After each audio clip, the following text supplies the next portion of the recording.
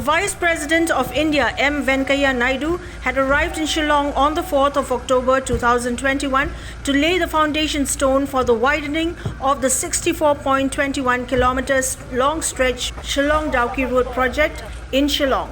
The road that would provide connectivity between Shillong and Bangladesh is expected to improve trade between both countries.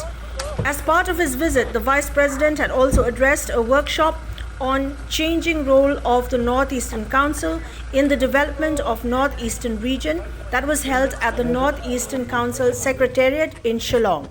In honor of the Vice President's visit, a cultural program was also organized by the Arts and Culture Department, Government of Meghalaya at the Raj Bhavan on Monday evening. VENKAIAH Naidu, who had arrived in Shillong on Monday morning, was received at the Raj Bhavan by Meghalaya Governor Satyapal Malik and Chief Minister of Meghalaya Conrad Sangma.